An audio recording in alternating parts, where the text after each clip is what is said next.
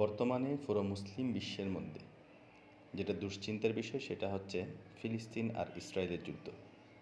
ইসরায়েলিরা ফিলিস্তিনের উপরে যে নির্মম বর্বরতা চালাচ্ছে, গণহত্যা চালাচ্ছে, সেটা আমাদের পুরো মুসলিম বিশ্বের মনের মধ্যে রক্তক্ষরণ করতেছে।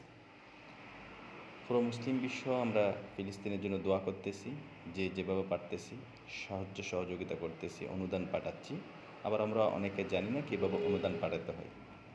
আমরা খুব সহজেই বিকাশের মাধ্যমে আমরা অনুদান পাঠাতে পারি। চলুন দেখা যাক তাহলে কীভাবে আমরা বিকাশের মাধ্যমে ফিলিস্তিনের জন্য অনুদান পাঠাতে পারি। আমি আগে থেকেই বিকাশ অ্যাপসের মধ্যে প্রবেশ করেছিলাম। আপনারা বিকাশ অ্যাপসের মধ্যে প্রবেশ করবেন। এরপরে এখানের মধ্যে অনেকগুলো অপশন দেখতে পাবেন। ডোনেশনের অপশনটা একটু নিচে আছে, সি মোডের মধ্যে ক্লিক করবেন। সি মোডের মধ্যে ক্লিক করলে আপনারা দেখতে পাবেন এখানের মধ্যে ডোনেশন অপশনটা আছে। ডোনেশন অপশনের মধ্যে ক্লিক করবেন।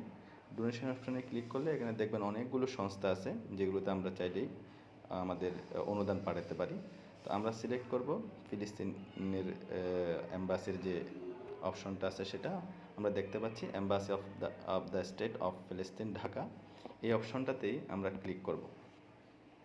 অপশনটাতে আমরা ক্লিক করলে আমাদেরকে একটা ইন্টারফেসে নিয়ে আসবে। আমরা দেখতে পাচ্ছি অনুদান দিচ্ছেন ফিলিস্তিন দূতাবাস, ঢাকা। এরপরে নিচে আছে আমি আমার পরিচয় শেয়ার করতে চাই না, অনেকে অনুদান দিয়ে পরিচয়টা শেয়ার করতে চান না। সেই ক্ষেত্রে ওখানে ক্লিক করলে আপনার নাম এবং ইমেল লিখার অপশনটা ওখানের মধ্যে আর থাকবে না, ওখানে আপনি লিখতে পারবেন না। আর যদি চান যে আপনি আপনার নামটা লিখবেন, আপনার ইমেল নাম্বারটা লিখবেন, আপনি ওখানে দিতে পারেন। এখানে আপনার নাম, এখানে আপনার ইমেল নাম্বার দিতে পারেন। আমি চাচ্ছি, মনে করেন আমি আমার পরিচয় শেয়ার করতে চাই না, সেই ক্ষেত্রে দেখা গেছে এখানে আমি অপশনটাতে ক্লিক করলাম। দেখা গেছে এখানে আমার নাম আর ইমেইলের অপশনটা এখন ভরাট হয়ে গেছে, ওখানের মধ্যে আর লেখার অপশন নেই। এর নিচে আসলে আমরা দেখতে পাচ্ছি অনুদানের পরিমাণটা ইংরেজিতে লেখার জন্য বলছে।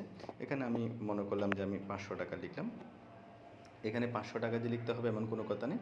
আপনি চাইলে আপনার মতো করে, আপনার সাধ্য মতো আপনি যে পরিমাণ দিতে চান সেই পরিমাণ আপনি এখানে অনুদানের এখানে লিখতে পারেন। 500, 1000, 2000, 5000 বা 100, যত টাকা আপনার ইচ্ছা হয় তত টাকা আপনি অনুদান দিতে পারবেন। আমরা এরপরে অনুদানের মধ্যে আবার ক্লিক করব, সামনের দিকে এগোনোর জন্য আমরা ক্লিক করলাম। এরপরে আমরা দেখতে পাচ্ছি আমাদের এখানের মধ্যে প্রত্যেকের এখানের মধ্যে পিন নাম্বার থাকে। তো আমরা এই পিন নাম্বারটা যখন এখানে ক্লিক করব, এখানের মধ্যে যদি আমরা পিন নাম্বারটা দিই, দেখবেন যে এখানে কনফার্মের অপশনটা আসবে। আমি আমার ব্যক্তিগত সিকিউরিটির জন্য পিন নাম্বারটা দিচ্ছি না। তো আপনারা এখানের মধ্যে আপনাদের পিন নাম্বারটা দেওয়ার পর দেখবেন যে কনফার্ম অপশনটা আসবে, ক্যান্সেল আর কনফার্ম অপশনটা। কনফার্ম অপশনে যখন আপনি ক্লিক করবেন তখন আপনার অনুদানটা ফিলিস্তিন এম্বাসি ঢাকাতে জমা হয়ে যাবে। ওখান থেকে ফিলিস্তিনিদের জন্য সেটা ব্যবহার করা হবে।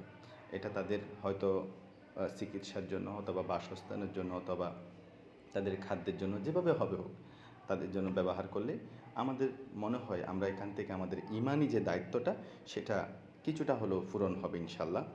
তাহলে এভাবে আমরা আমাদের বিকাশের মাধ্যমে ফিলিস্তিনের জন্য যেভাবে পারি, যেখান থেকে পারি তাদের জন্য অন্ততপক্ষে কিছু অনুদান ইনশাল্লাহ পাঠাবো আমরা।